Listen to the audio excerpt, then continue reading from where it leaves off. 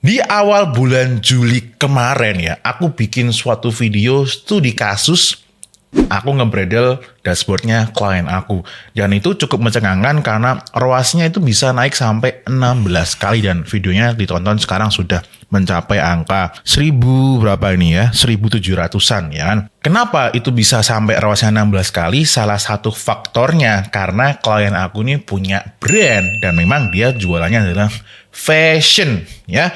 Jadi fashion itu wajib banget punya brand ya. Branding itu sangat-sangat sakral untuk kesuksesan suatu bisnis fashion jualan online. Oleh karena itu di video kali ini kita akan ngebahas itu ya.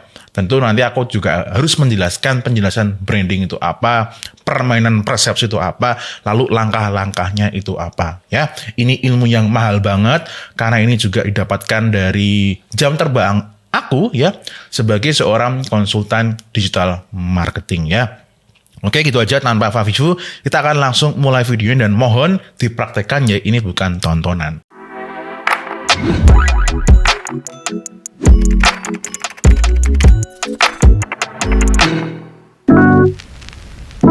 Teman-teman, kalau teman-teman baru dapat atau baru kenal ya Fusik ya, atau baru nonton video ini, teman-teman silakan ikutin dulu ya episode yang sebelumnya di Facebook Instagram Ads for Fashion ya, karena ini aku buat memang nyambung ya, seriesnya nyambung.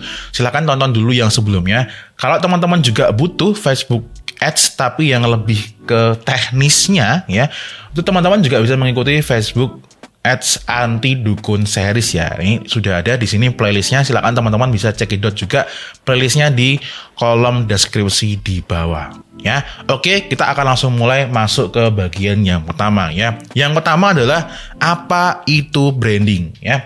Kita kan ini sekarang lagi ngomongin tentang si branding itu sendiri ya. Nah, akan lucu kalau teman-teman ini miss ya pemahamannya tentang si branding ini sendiri.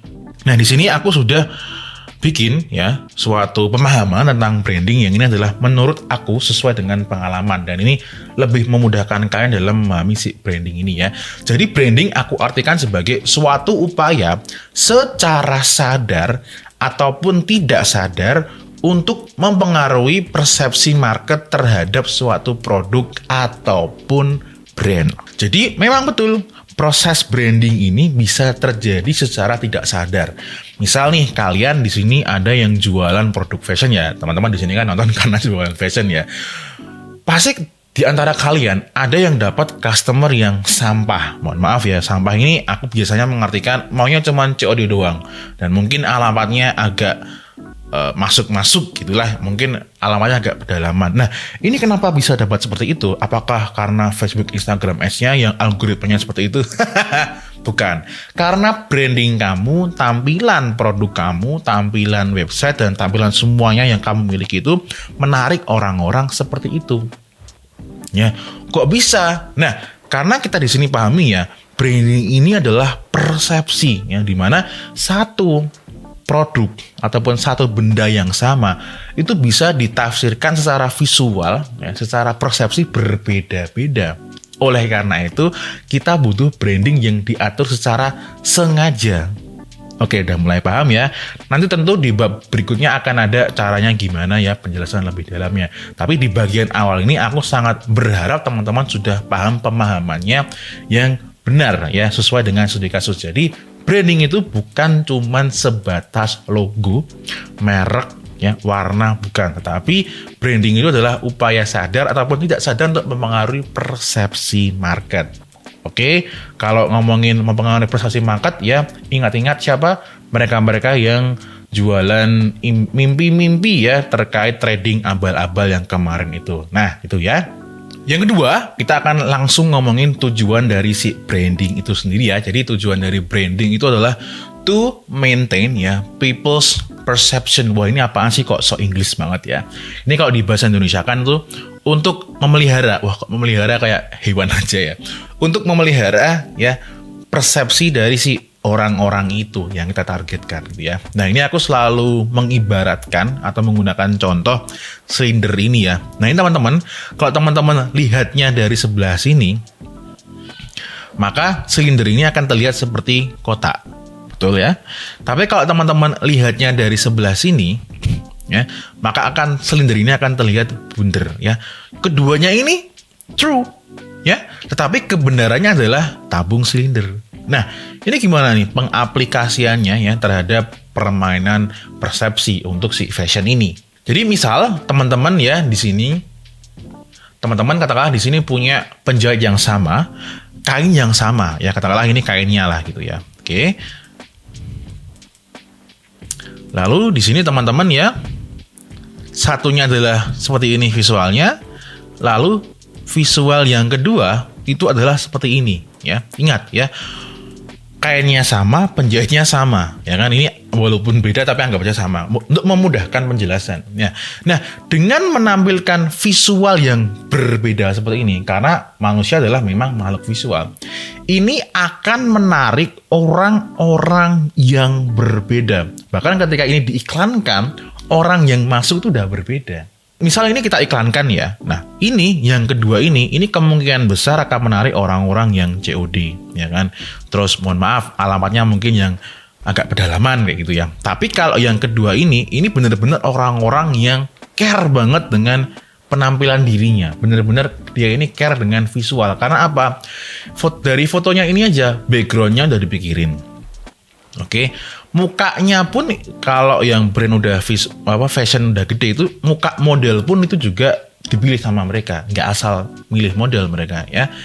Ya, terus pakaiannya selain tasnya juga dipikirin. Pokoknya intinya benar-benar dikonsepkan visualnya benar-benar terlihat mahal. Udah deh kalian ngomong jujur aja, dari kedua ini mana yang terlihat mahal? Yang sebelah kiri kan. Nah, jadi walaupun ya kainnya sama, penjahitnya sama, itu bisa menjadi berbeda. Nah, kalau kalian kayak gini, ini harganya bisa lebih mahal daripada yang di sebelah ini. Memang aku selalu mengulang-ulang, intinya adalah kalau kalian jualan fashion itu adalah permainan branding ini. Jadi branding yang memikat, produk yang kece. Dah, itu aja. Kalian nggak usah ngulik-ngulik yang lain ya. Yang berikutnya adalah teman-teman harus menentukan temanya dulu ya. Tema visual dari branding kalian. Nah, tema ini kan di luar sana kan banyak sekali ya. Nah, ini untuk memudahkan penjelasan ya, aku bagi menjadi 2 aja ya. Yang pertama adalah teman-teman di sini ada misal teman-teman suka ya, ataupun market banyak yang suka minimalis. Ya. Lalu yang kedua adalah misal elegan. Ya. Kedua ini tentu ya memiliki visual yang berbeda-beda ya. Nah, untuk memudahkan penjelasan ini, aku akan berikan contoh-contoh brand yang ada di luar sana. Dan mohon maaf, aku tidak bisa menggunakan contoh klien-klien aku karena itu tidak etis ya. Nah, misal teman-teman itu kepengen brandingnya itu menggunakan tema yaitu adalah minimalis gitu ya. Nah, teman-teman bisa nih cari inspirasi lewat si Dan Blank ini ya. Nah, ini kan dia minimalis. Ketika dia sudah minimalis ya udah ya, semuanya tampilannya kayak gini semua, minimalis semua ya, kayak gitu.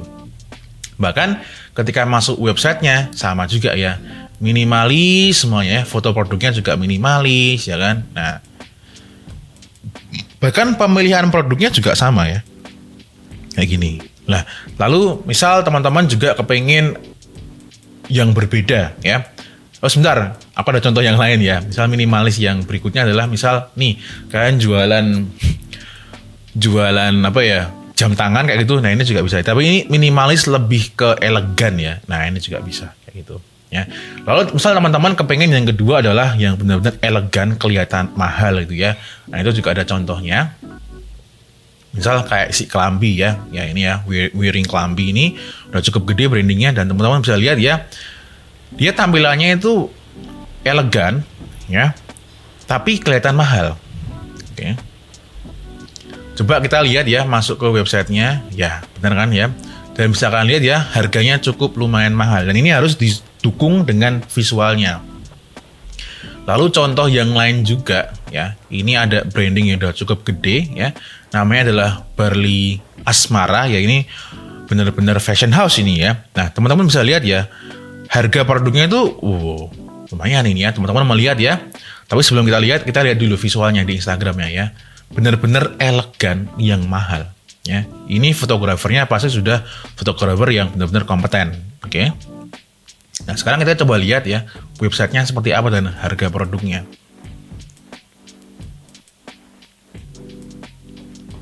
Nah, teman-teman bisa lihat ya, Nih, harga produknya ini kan ada yang sampai 1 juta juga ya. Ya.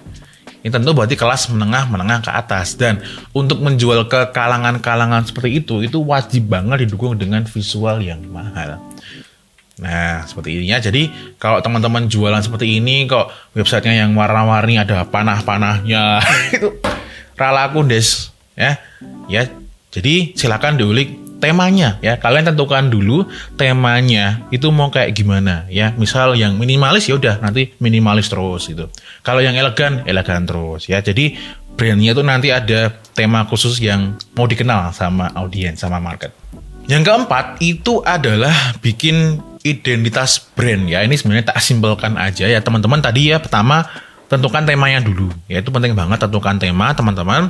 Tentukan tema tadi ya entah minimalis, elegan, atau mungkin futuristik ya, whatever itu silakan tentukan. Setelah tentukan itu teman-teman lanjut kemana? Teman-teman nama brandnya itu apa? Oke. Nama brand teman-teman, kalau aku dulu ya, caranya nyari nama brand itu cari googling aja teman-teman ya. Cari yang namanya, tak tulis di sini ya, namanya adalah baby's name ya, misal baby name gitu aja bisa kok, baby name ya. Teman-teman cari aja googling itu baby name, tulis, nanti akan muncul rekomendasi nama-nama bayi gitu ya. Aku mengibaratkan bikin brand itu kayak bikin bayi ya. Dan tentu nanti namanya ini harus sinkron sama temanya ya. Kalau elegan ya namanya yang harus terkesan elegan gitu. Terus yang berikutnya teman-teman setelah ketemu namanya ya, baru teman-teman bikin yang namanya adalah milih nama brandnya ini ya. Nah, warna brand ini nggak boleh ngasal ya, teman-teman bisa pakai ya sedikit, bukan nyontek juga ya cari inspirasi lah ya. Nah, teman-teman bisa buka namanya brandcolors.net ya. Nanti di sini teman-teman akan nemu ya brand-brand gede ini ya. Jadi gini ya, kadang ya para digital marketer yang nggak paham branding itu ketika ngasih warna itu ngasal, kayak nggak sinkron, nggak matching ya. Nah, di sini teman-teman bisa lihat ya, kalau misal nih Adidas nih ya, warnanya yang kuning sama hijau ini itu nggak jomplang ya. Misal nih Airbus nih ya, warnanya ini kan ya nggak jomplang. Nah, teman-teman bisa lihat ya, Alienware nih misalnya. Nah, ini kan merahnya, hitamnya ini nggak jomplang. Nah, teman-teman bisa ikutin sini ya. Jadi misal teman-teman nanti mau ada warnanya adalah misal hijau. Nah, nanti setelah warna hijau, warna birunya ini nggak boleh jomplang. Nah, teman-teman bisa cari inspirasi di sini. Oke, jadi warnanya jangan jomplang. Setelah warna brand, nah teman-teman bisa nih ya, teman-teman lanjut ya logo. Ya, teman-teman logo. Nah, logo teman-teman bisa nyari inspirasi lewat mana? Lewat yang namanya adalah Behance. Nah, teman-teman bisa di sini misal fashion brand atau mungkin fashion logo ya, ketik aja di behance.net ini. Di sini akan muncul ya. Nah, ini ya logonya mau kayak gimana ya. Tentu sesuaikan dengan temanya di sini ya. Nah, ini Behance ini cocok banget untuk mencari inspirasi branding ya. Selanjutnya adalah kalian wajib bikin yang namanya adalah mood board. Ya, aku nggak tahu juga kenapa disebut mood board ya. Nah, mood board ini untuk tampilan sosmed dan tampilan website kalian. Nah, jadi yang pertama yang wajib kalian lakukan adalah tadi temanya dulu itu ya. Temanya udah kalian pegang mau kayak gimana, lalu kalian cari aja inspirasi ya via Instagram ataupun Pinterest ya, ataupun kompetitor. Oke. Nah, kalau di Pinterest biasanya aku nyarinya kayak gini ya. Nah, teman-teman bisa nih ya ketik misal fashion branding ini ya. Udah ketemu kan? Lalu kalian cari aja ya penampilan yang kalian suka. Misal kayak gini nih ya. Nah, ya. Nanti si Pinterest ini akan munculin ya tampilan-tampilan yang mirip-mirip kayak gini. Oke. Nah, kalau kalian memang suka mau kayak gini ya, tampilan brand kayak gini, udah. Ini kalian save aja ya, atau kalian bikin semacam kategori di dalam Pinterest ini. Lalu teman-teman bisa jadi mood board seperti ini ya. Nah, kayak gini ya. Jadi bikin mood board, foto-fotonya kalian susun ya untuk Instagramnya ataupun di websitenya ya. Dan untuk teman-teman nanti untuk fotonya aku sarankan itu enggak cuman sekedar kotak kayak gini, tapi landscape ya, fotonya landscape, tapi nanti ketika digunakan di Instagram ataupun untuk foto produk misalnya itu bisa dipotong ya, jadi bisa digunakan untuk dua fungsi sekaligus ya, kan udah bayar ya, jadi biar lebih hemat aja. Nah, ini ya, mood board ini yang kalian bikin ini yang kalian serahkan ke fotografer ataupun studio atau whatever itu. Jadi kalau foto fashion itu kalian nggak cuma sekedar kayak, Mas ini tolong fotoin produknya, pokoknya yang bagus ya, itu nggak jelas banget ya. Teman-teman bikin mood board dulu kayak gini. Nah, mood board ini nanti yang menjadi pakem kalian kalau kalian posting di Instagram ataupun tampilan di websitenya ya, gitu. Ini penting banget ya. Tak tambah juga ya, lebih ke arah strategi brandingnya juga ya. Nah teman-teman, ketika nanti teman-teman itu bikin branding baru, tentu itu adalah anak baru ya yang muncul ke market ya. Teman-teman nggak bisa langsung asal nyemplung aja ya. Teman-teman harap pertimbangan penjelasan aku ini. Nah teman-teman ya, yang namanya kalian itu berjualan, pasti kan udah ada yang namanya existing ini ya, kolam yang udah ada kan di sini ya. Ini kan kolam, oke, kolam. Ya. Nah, kolam ini kan isinya banyak sekali kompetitor ya, entah yang sudah tua, udah lama ataupun yang baru juga kayak teman-teman. Nah, teman-teman di sini harus cek dulu produk yang laku tuh yang kayak gimana sih. Ya, supaya apa ya, nanti jualan kalian tuh laku ya. Produk yang udah laku tuh kayak gimana? Kalian cek lah ya, di kompetitor tuh kayak gimana. Lalu kalian cek juga kompetitor itu ya, keunggulannya tuh apa. Nah, ini penting banget ya. Keunggulannya itu apa ya, entah mungkin visualnya, entah mungkin apa ya, komunitasnya, kalian cari tahu itu keunggulannya apa ya. Lalu kalian memutuskan apakah produk yang nantinya akan kalian jual itu mirip sama mereka. Tapi itu ada bukan kemungkinan, ada konsekuensinya. Konsekuensinya adalah produk yang kalian jual kalau mirip-mirip sama mereka ya udah pasti kalian akan perang ya. Di sini akan perang. Makanya di sini sama-sama merah, perang. Ini sama sini pasti akan perang ya, perang. Karena produknya sama, war sama mereka. Nah, kalau teman-teman mau memutuskan ya, mau bikin produk yang baru ya, model baru ya kalau fashion, pastikan dulu ya produk baru tersebut itu masih ada kemungkinan ya diminati oleh kolam yang ada di sini. Makanya di sini warnanya hijau, tapi ada di kolam di sini ya. Nah, teman-teman silakan tuh riset ya, entah di marketplace, Instagramnya, kalian di YouTube cari tentang tren fashion itu apa yang lagi diomongin, carilah itu ya. Kalian harus benar-benar masuk di kolamnya supaya tahu ini ya. Ini hanya membantu kalian untuk framework cara berpikirnya ya, strateginya gitu. Terus yang berikutnya teman-teman itu nanti bisa memutuskan ya, entah kalian mau produknya itu mau outsource ke supplier atau mungkin outsource ke supplier ataupun ke penjahit gitu ya, atau nanti jadi kurator atau jadi jahit sendiri ya di bisnis kalian sendiri ya. Yang pertama adalah outsource ya. Outsource ini berarti kalian, bisnis kalian ini nyari supplier gitu ya, nyari supplier yang bisa bikin atau punya produk yang memang kalian inginkan sesuai dengan riset market tadi. Oke ya. Di sini biasanya aku juga menyarankan kalau memang masih minim modal dan tempatnya belum ada, bisa kayak gini. Apalagi kalau bisa dikirim langsung dari sana, why not ya. Tetapi nanti produknya itu jangan pakai fotonya mereka ya. Pakai foto dari kita sendiri aja. Jadi setelah kalian udah cek sampelnya bagus ya, teman-teman foto sendiri ya. Tapi yang ngirim mereka, kalau bisa yang ngirim mereka ya. Lalu pilihan yang kedua, ini juga aku dapat insight-nya juga dari klien aku ya. Itu kalian teman-teman bisa menjadi seorang kurator. Kurator itu apaan sih?